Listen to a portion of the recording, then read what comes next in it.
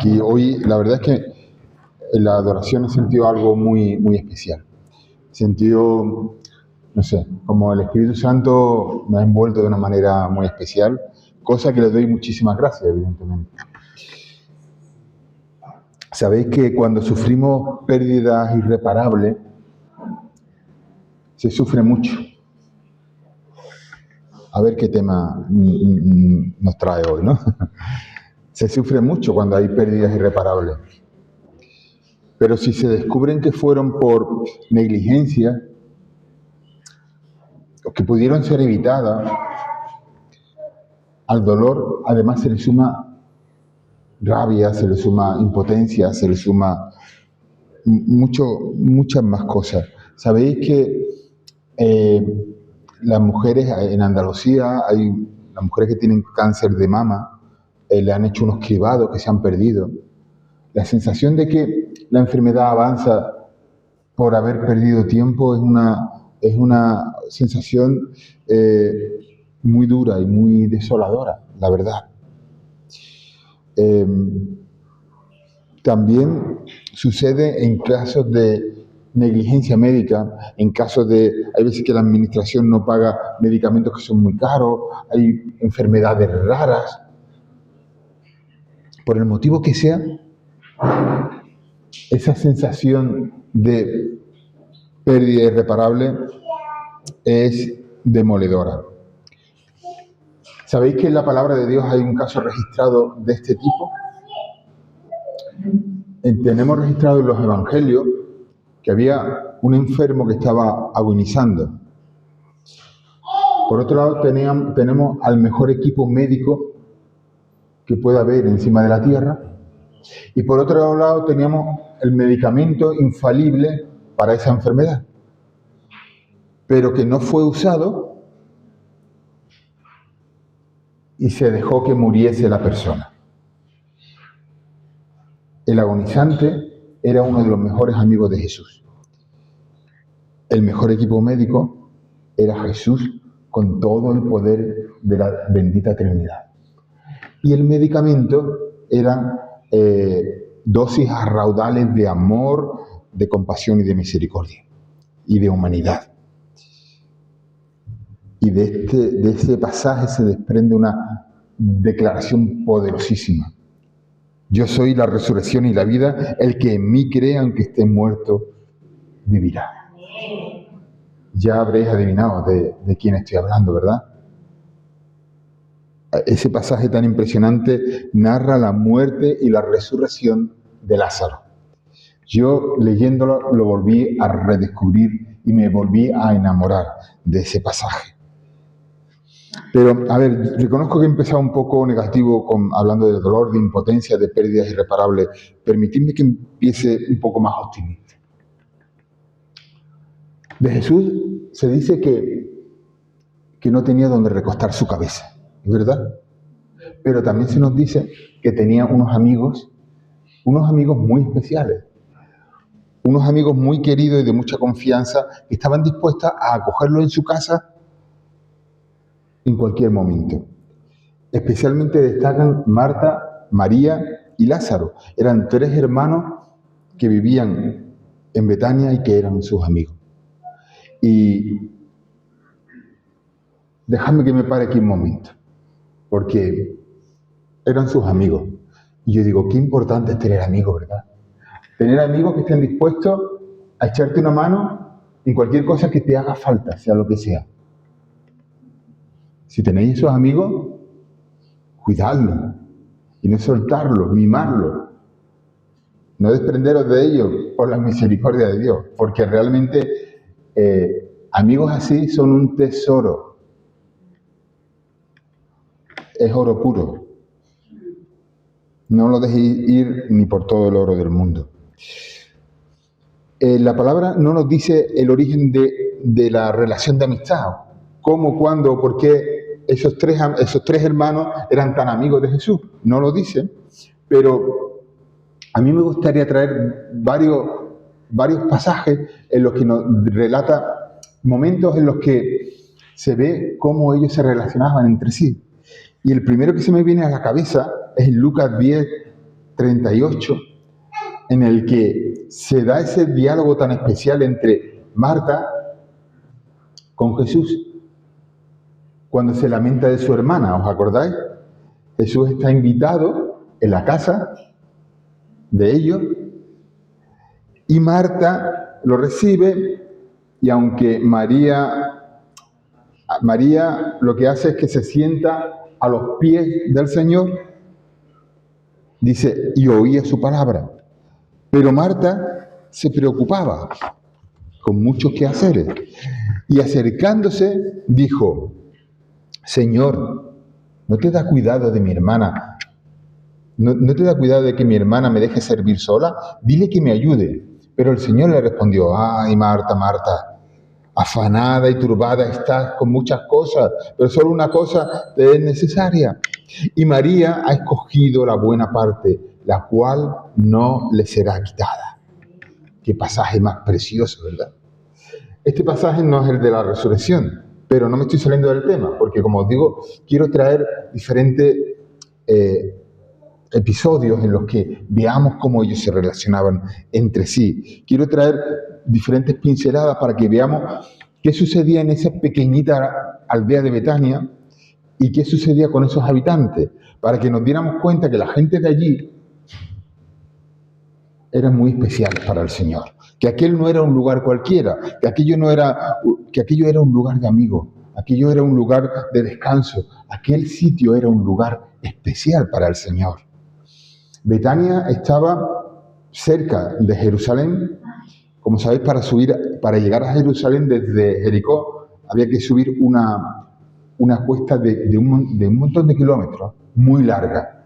Entonces había como diferentes graderíos o estancias donde paraban para descansar.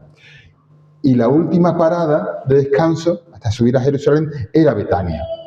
Estaba como a unos 3 kilómetros. Si Jerusalén fuese el barrio de la fábrica donde está nuestra iglesia, Betania sería como la ciudad blanca, más o menos, para que os hagáis una idea, ¿vale? Estaba ahí como a tiro de piedra, entre media hora y 3/4 de hora, pero estaba relativamente cerca. Entonces, era una aldita pequeñita, pero está reflejada en la palabra de Dios. Y se nos dice la palabra que estos 3 hermanos hospedaban con frecuencia al Señor Jesús, especialmente la última semana, la semana de pasión que le llaman, que es desde que el Señor entra en la entrada triunfal con las palmeras, ese domingo de Ramos, hasta que lo cogen preso ya para matarle. En esas últimas semanas, como la distancia que había era muy poca entre Jerusalén y Betania, el camino se podía hacer y deshacer muy fácilmente para reponer fuerza con los amigos y para descansar por la noche. Otra escena maravillosa es cuando aquel suceso en el que el Señor dice de María que donde quiera que se predique este evangelio, en todo el mundo se hablará de ella por lo que ha hecho y se predicará en memoria suya, se contará lo que esta mujer hizo. Era otra cena, pero en esta ocasión no era en la casa de Lázaro, de Marta y de María. La cena era en casa de un vecino. Cosa que ese detalle de que era en casa de un vecino me habla de que había mucha armonía entre los vecinos, como en los pueblos pequeños. ¿Os acordáis los pueblos pequeños? Que los vecinos eran familia. Pues a mí esto lo que me da a entender es que había mucha fraternidad, mucha armonía entre los habitantes de Betania. Y nos dice otro detalle, que el vecino era Simón el leproso. Otro detalle importante, ¿cómo un leproso puede tener una casa? ¿Cómo un leproso puede tener una casa dentro de una aldea? Sabéis que tienen que estar apartados. ¿Cómo un leproso es capaz de ser anfitrión de nada cuando tienen que estar retirados? Si no es porque a lo mejor el Señor ya lo sanó y estaba profundamente agradecido. Y invitaba a sus amigos y por supuesto al que le había sanado. Yo quiero deducir eso. Y dice en Juan, en el capítulo 12, versículo 2, dice, allí prepararon una cena para Jesús y Marta servía. Otro detalle, es que si leemos a la ligera se nos escapan muchos detalles. Marta no estaba en su casa y dice que servía. ¿Y a ti qué te dice eso? Yo, si voy de invitar a una casa, pues normalmente me va a servir el anfitrión, ¿no? Si yo invito a Ezequiel, no voy a dejar que Ezequiel prepare la comida, bueno, yo no la preparo. La prepararán los anfitriones de la casa, ¿no? Quiero decir, ¿vale? Si yo dejo que mi vecino prepare la comida, sirva en mi casa, eso da a entender que ahí son muy familia. Son detalles que están ahí en la palabra. Dice que Marta servía y Lázaro era uno de los que estaba a la mesa. Y María, la otra hermana, la tercera hermana, Marta servía, allí estaba Lázaro y María, otra vez, lo que hace es que coge una libra de perfume de nardo puro, muy caro, y unge los pies de Jesús y los secó sus cabellos. Y dice que la casa se llenó de una fragancia del perfume tremenda. Y entonces cuando Judas el Iscariote, el que llevaba la finanza, se queja de que, oye, ¿por qué se ha desperdiciado ese perfume? Se podría haber vendido por 300 denarios, que es un dineral, y se podría haber dado a los pobres. Y el Señor dijo en el versículo 7 y 8, mira, a ver, dejadla que gaste ese perfume a mis pies, porque a los pobres siempre lo vais a tener, pero a mí no siempre me vais a tener. Betania yo estoy trayendo esto porque Betania era un sitio muy importante físicamente para Jesús. Pero la fama de Betania no venía por estos pasajes que os he leído. La fama de Betania se propagó muchísimo por el impresionante milagro que el Señor hizo con Lázaro. En Juan 11, en el capítulo 11, versículo 2, dice, Lázaro había caído enfermo. Entonces, las hermanas le enviaron un recado y le dijeron, Señor, aquel a quien tú amas, ¿ves los detalles? Señor, el que tú amas está enfermo. Y al oírlo Jesús dijo, esta enfermedad no es para muerte, sino para que la gloria de Dios se manifieste, para la gloria de Dios, a fin de que por ella sea glorificado el Hijo de Dios, o sea, Él. Jesús amaba a Marta, a su hermana y a Lázaro, lo especifica. Pero aun cuando oyó que estaba enfermo, se quedó 2 días más en el mismo lugar. Cosa que cuesta entender. ¿Cómo es posible que el Señor actuase con esa frialdad calculada? No sé. Bueno, el Señor sabía lo que iba a pasar, pero las hermanas no, que eran sus amigas. Eran sus amigos. Ellos no sabían lo que iban a pasar. Si tanto amor el Señor tenía por esta familia de Betania, no se puede comprender esa aparente indiferencia del Señor en la enfermedad. Dice el versículo 6, aunque oyó que estaba enfermo, se detuvo aún 2 días en aquel lugar donde estaba. Está claro que el Señor quería probar la fe de estas hermanas y quería mostrar su poder delante de los judíos, de mientras más mejor. Pero, hermano, qué sé yo, permitir que fallezca es demasiado, ¿no? Una prueba demasiado dura. El desgarro de verlo morir. Imagínate, tu hermano, verlo morir. Esperar 4 días de duelo. Ya en el sepulcro, 4 días. Son muchos días.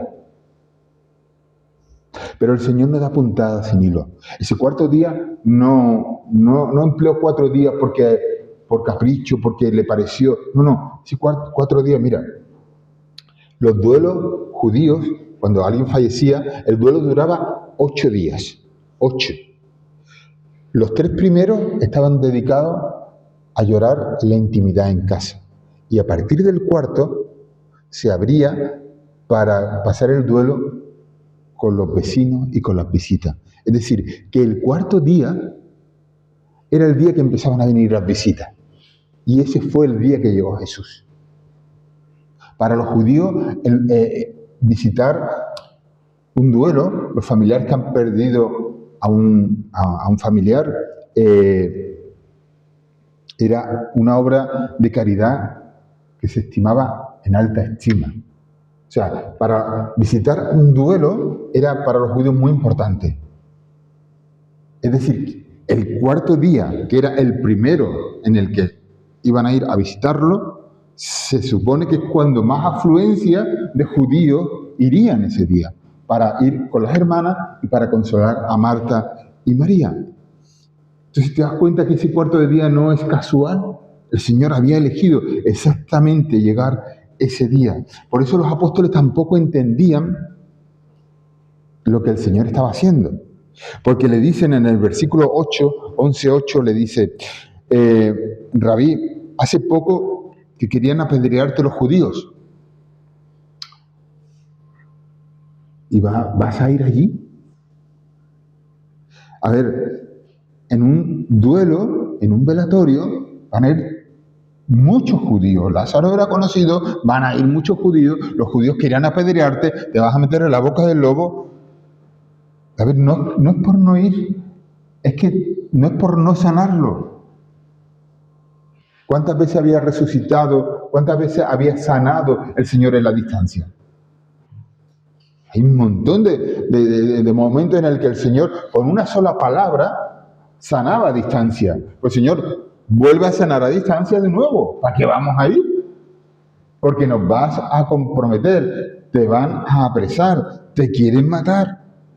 ¿Cuál es la razón por la que vamos a ir? Porque allí hay muchos judíos. Momentos de tensión. ¿Cuántas veces habéis vivido vosotros momentos de tensión? Momentos de tensión en los que no habéis podido evitar estar frente a alguien con el que tengáis familiar, amigo. Las cenas de Navidad a veces son un poquito, depende de si hay un poquito de... Las cenas de Navidad a veces son complicadillas, ¿sabes? ¿Cuántas veces, a veces un compañero, cuántas veces habéis confrontado una situación de tensión en la que no habéis tenido más remedio que estar con una persona que hubierais evitado a toda costa? ¿Cómo resuelve el Señor la tensión y los conflictos? A mí me encanta, hermano. A mí me encanta cómo el Señor resuelve los momentos de tensión y de conflicto. ¿Sabe cómo lo resolvió? Cuando se presentó delante de esos judíos, que no era el momento, porque había un duelo, pero seguro que había allí judíos de los que los querían apedrear. ¿Cómo lo resuelve ese momento? Pues lo hace con una humanidad llena de ternura tremenda. Lo hace con unas lágrimas de amor y de compasión increíbles. Tanto que esos enemigos llegan a reconocer, pues sí que amaba a Lázaro, su amigo, sí que lo amaba. Lo llegan a reconocer, ¿no? Y el resultado final es que muchos de esos que los querían apedrear terminaron creyendo en él. Jesús quiso ir en persona. El Jesús de los gran yo soy. Quiso ir en persona porque todavía le quedaba una declaración muy importante. El Jesús del yo soy el camino, la verdad y la vida. El Jesús del yo soy la luz del mundo. El Jesús de yo soy el pan de vida. Le faltaba decir todavía un gran yo soy.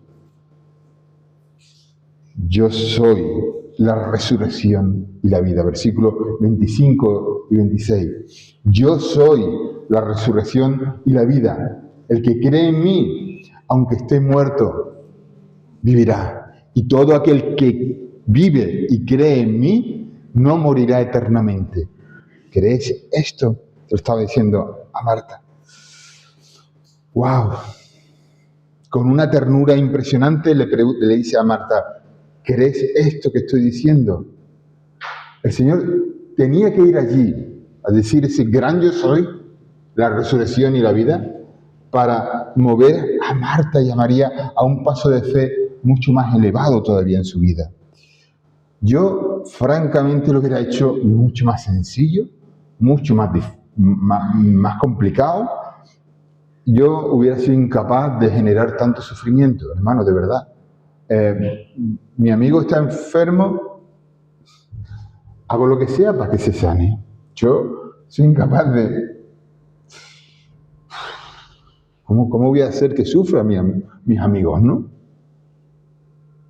Y aun en el supuesto de que hubiera llegado tarde, hubiera llegado allí sin tanto misterio, sin tantas palabras, hubiera dicho, sí, he llegado tarde, pero no te preocupes que esto lo arreglo ahora mismo, lo voy a resucitar. Le hubiera dado esa expectativa, pero el Señor empieza a hablar ahí como misteriosamente, ¿no? Como dejando entrever, como dejando que descubrieran ellas mismas que estaban con el dador de la vida, que llegaron a ellas a sus propias conclusiones. ¿Para qué? ¿Para qué tanto suspense? Pues para estimularla a tener una fe más profunda en su Señor y en su Maestro. Y se plantan ante el sepulcro y con una autoridad tremenda, para espanto de todos los que estaban allí presentes, dice el Señor, quitad la piedra. Digo para espanto de muchos porque, claro, por ejemplo, Marta, tan sensata, no puede evitar ponerle el reparo al Señor y decirle, a ver, Señor, el reparo de la descomposición. Claro, Señor, lleva 4 días. Es que ya huele. El Señor dice, quitad la piedra. Señor, que ya huele. Y el versículo 40, una magistral respuesta del Señor Jesús. ¿No te he dicho que si crees verás la gloria de Dios?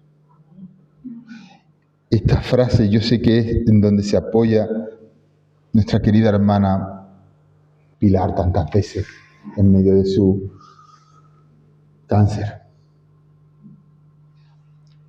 Y le da el sustento para seguir adelante cada día. Señor, ya huele, lleva 4 días, pero Marta, ¿no te he dicho que si crees verás la gloria de Dios? Ahora yo te pregunto una cosa, ¿qué es más difícil? ¿Resucitar a Lázaro o quitar la piedra? ¿Qué es más fácil?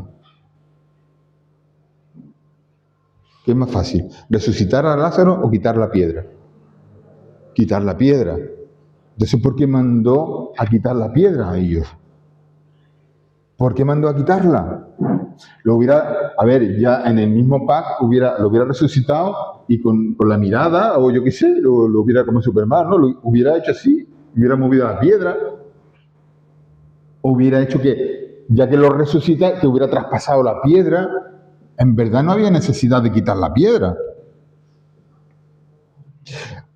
Aquí hay una gran enseñanza. Él va a hacer, Él va a proveer, Él va a hacer todo lo que para ti es imposible. Pero tú tienes que estar ahí. Tú tienes que hacer tu parte. Tú tienes que arremangarte las mangas, como decimos aquí. Y tú tienes que hacer la parte que a ti te corresponde. Esa la tienes que hacer tú. Tú tienes que estar trabajando activamente con Él para conseguir sus propósitos. Él va a resucitar todo lo que haya muerto en ti. Eso es milagroso, eso es inalcanzable para ti. Pero Él sí te va a pedir que tú remuevas la piedra. ¿No te he dicho que si crees verás la gloria de Dios? Que si quitas la piedra, que si cumples con tu parte del trato, que si crees realmente, que si tienes fe de verdad, vas a ver la gloria de Dios. Y luego viene la oración bellísima del Señor. Versículo 41 y 42. con la sepultura abierta, ya la habían abierto, y con el hedor hiriendo, golpeando las narices de todos los presentes, porque abre aquello, 4 días, el cadáver descomponiéndose, abrir aquello, pues con el hedor hiriendo a todos los presentes, allí había una tensión que no podría ser más intensa. Y ahora el Señor se pone a orar, pero se pone a orar no por la necesidad de que sea resucitado, ni falta que le hacía. ¿Sabes por qué se pone a orar? Versículo 41.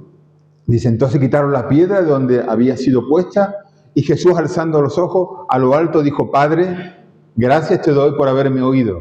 Yo sabía que tú siempre me oyes, pero lo dije por causa de la multitud que está alrededor, para que crean que tú me has enviado. El Señor se pone a orar, no para que Lázaro resucite, se pone a orar por todos los que estaban allí, para que creyesen en Él.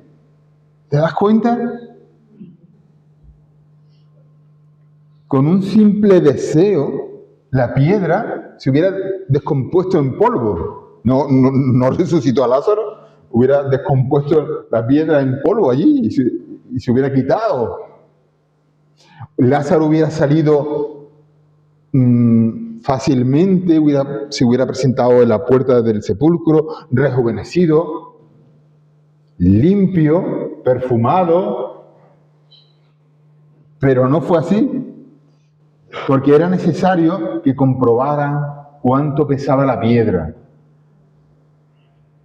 Yo me imagino que lo tuvieron que mover entre varios, porque una piedra de ese calibre que cubriera una entrada debió ser una piedra bastante pesada. Y seguro que lo tuvieron que quitar entre unos pocos. Y aquello tuvieron que comprobar cuánto esfuerzo estaba costando quitar aquello. Y también era necesario que el hedor de la putrefacción del cadáver les recordase a todos los presentes que ese muerto estaba bien muerto. No una aparición estelar así con humo y con efectos especiales. No. Huele, mira lo que pesa la piedra y ve el poder de Dios. Para que todos pudieran contemplar con sus ojos el poder de la voz de Dios, que dice en el versículo 43, gritó con voz potente, Lázaro, ven fuera. Lázaro, sal fuera.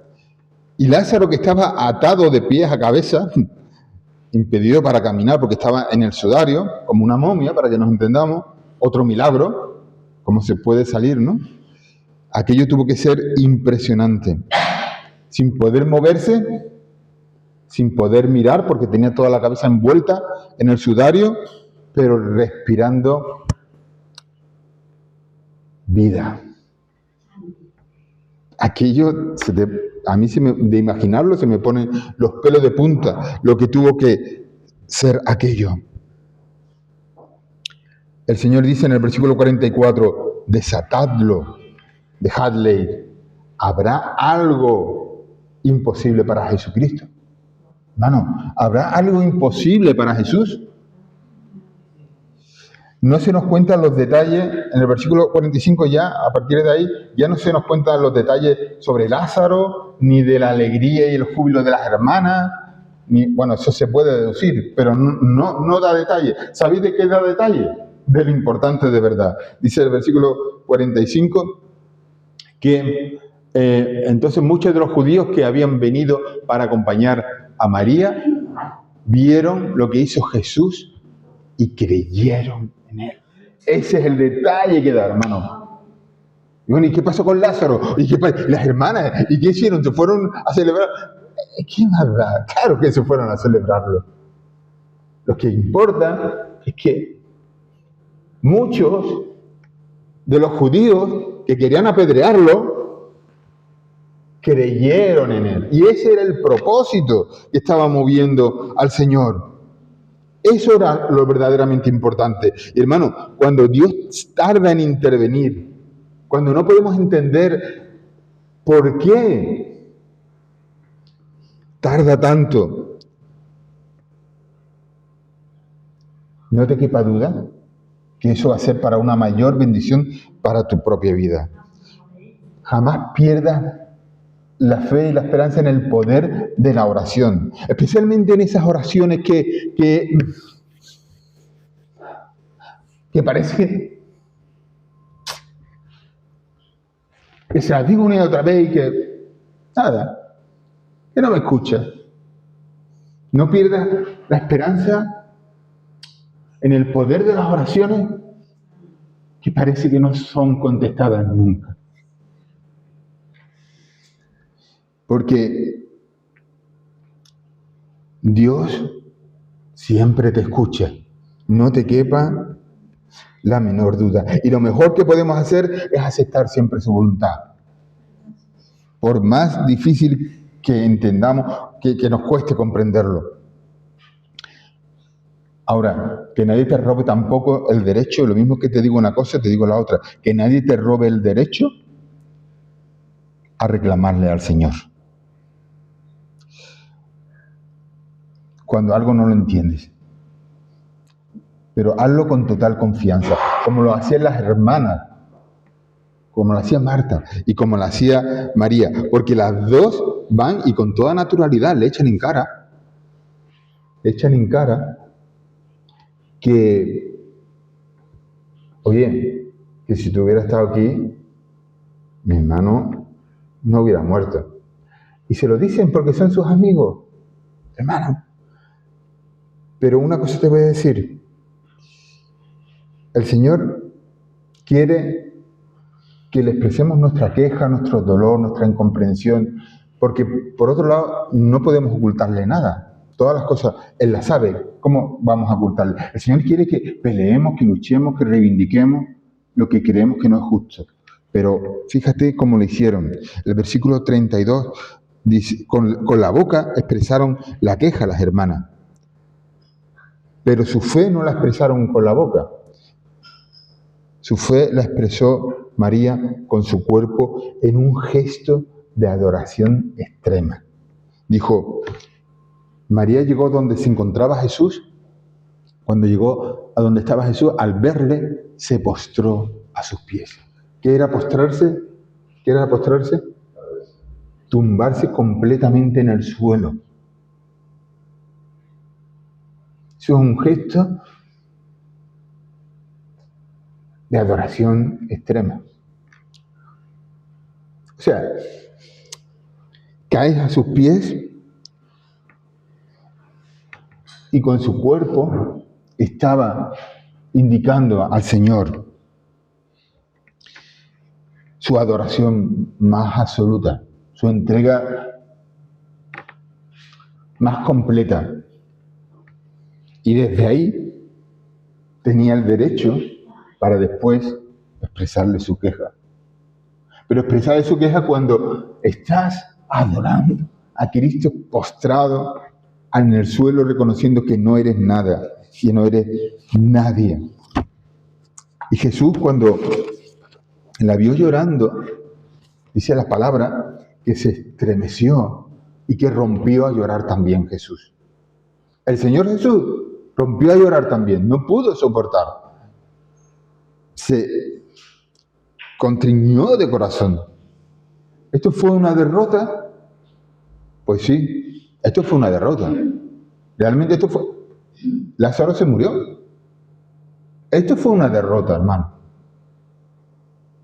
Es más, los judíos estaban ya murmurando. Pues si tanto le amaba, lo hubiera sanado, ¿no? La realidad es que el Señor llegó tarde, porque Lázaro se le murió. Pero una cosa tienes que saber, que las derrotas no cuentan si acudimos a Cristo. Puedes tener una derrota en tu vida, la puedes tener, pero tienes que saber que si acudes a Cristo, esa derrota no cuenta. Esa derrota le da la vuelta completamente. Si tú escuchas la voz de Dios No te desesperes, porque más muerto que estaba Lázaro, descompuesto ya. Si tú escuchas la voz de Dios, Lázaro, sal fuera, pon ahí tu nombre. Chari, sal fuera. Si tú escuchas la voz de Dios, tienes que contar eso que me contaste a mí, no te lo quedes para ti, tienes que compartirlo. ¿Sí? ¿Me lo prometes? Fue un testimonio tremendo, nuestra hermana. Quita el nombre de Lázaro y pon tu nombre. Chari, sal fuera. Rosa, sal fuera. Rosario, Ezequiel, Edward, Ricardo, sal fuera. Si escuchas su voz, síguela, porque será para vida, para vivificarte, que no te quepa la menor duda. Jesús era amigo de Lázaro y lloró por él cuando lo vio muerto. Cuando lo vio muerto, lloró, porque era su amigo. El Señor dice que también es nuestro amigo. Dice, ya no os llamaré más siervo, os llamaré amigo. Él es nuestro amigo. Y si alguna vez nos ve moribundo, nos ve frío, nos ve desganado, nos ve con una rigidez interior espiritual que ya está moribunda, también va a llorar. El Señor Jesús también va a llorar por ti. Pero no te preocupes, porque esas lágrimas van a ser unas lágrimas para vivificarte, para darte vida. El Señor dijo en Juan 10, yo he venido para que tengáis vida, pero para que la tengáis en abundancia. Y el Señor también llora por ti cuando te ve moribundo, que no te quepa la menor duda. Por eso te digo, ten confianza en la oración. Especialmente cuando parece que esas oraciones no son escuchadas, no piense que no están tocando el corazón del Señor. No lo piense, o que han caído en saco vacío o en el vacío, porque Él ve nuestras lágrimas. Y si no viene en el momento esperado, es porque no es el momento. ¿Vale? Quédate con esto. Si no viene en el momento esperado que tú crees que debe venir, es porque no es el momento. Los protagonistas de esta historia son los principales, son Juan y Lázaro. Pero nosotros también estamos aquí. Esta es nuestra historia, hermano. Esta es nuestra vida. Esta es nuestra muerte. Y esta es nuestra resurrección también. Porque para eso está reflejado aquí en la palabra. Y todo por la fuerza de Jesús. Todo por los méritos de Cristo. Las crisis son oportunidades. Tu crisis es una oportunidad para conocer más a ese Cristo del Evangelio, al poder de Jesús. Marta y María estaban muy tristes. Era un momento muy doloroso, estaban súper tristes. Estaban en una confusión entre la fe en Jesús y el dolor profundo que tenían. Y es normal que estuviesen así.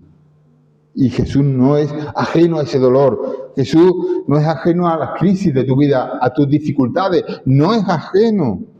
Él nos comprende y nos fortalece, hermano. Jesús conoce lo que vive, lo que siente, lo que estás padeciendo. Y como llegó a ayudar a Marta y a María, también llega para ayudarte a ti. Que no te quepa la menor duda. Llega para ayudarte a ti.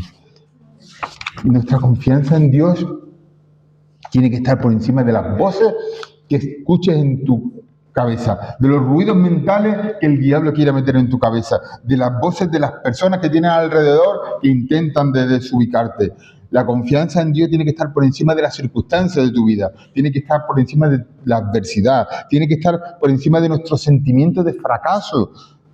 Solo debemos ir a su presencia y ser honestos, eso sí.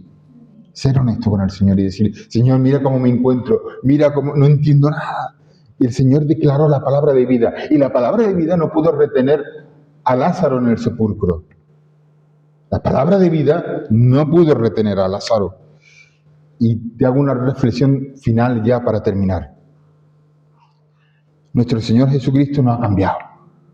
Aquel Señor Jesús que resucitó a Lázaro, con todo su poder, con toda su gloria, no ha cambiado. Sigue vivo, sigue vigente, sigue amándote y sigue dispuesto a vivificarte, a resucitarte si hace falta, a darte vida y a darte vida en abundancia. Ese mismo Jesús sigue hoy aquí, vigente, presente. Así que acerquémonos, hermanos, acerquémonos a Él confiadamente, al trono de la gracia, y depositemos todas nuestras cargas en Él. El Señor Jesús resucitó físicamente a Lázaro, pero el Señor Jesús también nos quiere resucitar espiritualmente a cada uno de nosotros y levantarnos del lugar donde estamos. Levantarnos si estamos dormidos, perdidos, desorientados. A la iglesia de Cristo, donde las hermanas se lo dice también. Iglesia de Cristo, quiero resucitarte, quiero levantarte, quiero limpiarte de todos tus pecados. Si tienes la putrefacción de las cosas de este mundo que te están pudriendo, que te están descomponiendo, iglesia, quiero resucitarte, quiero purificarte, quiero quitarte el hedor del pecado y quiero ponerte una iglesia limpia, reluciente, con vestidura blanca. Eso es lo que quiere hacer el Señor con cada uno de nosotros. Cristo cargó con los pecados de su pueblo en la cruz para sufrir el castigo que la santidad de Dios exige, porque dicen que sin santidad nadie verá a Dios. El Cristo cargó con nuestra falta de santidad, con nuestros pecados. Solo tenemos que responder a la voz de Cristo si Él nos llama.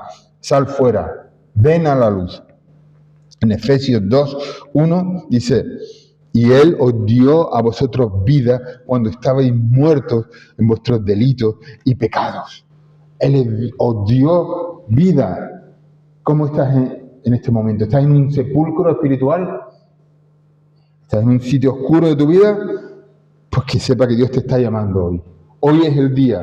Hoy es el día en el que Cristo te da esa vida espiritual. Dice en Efesios 5:14, despiértate, tú que duermes, y levántate de los muertos. ¿Qué dice? Y te alumbrará Cristo. Dios te está llamando hoy. No pierdas la oportunidad, porque hoy es el día de pasar del oscuro a la luz de Cristo. El Señor te bendiga.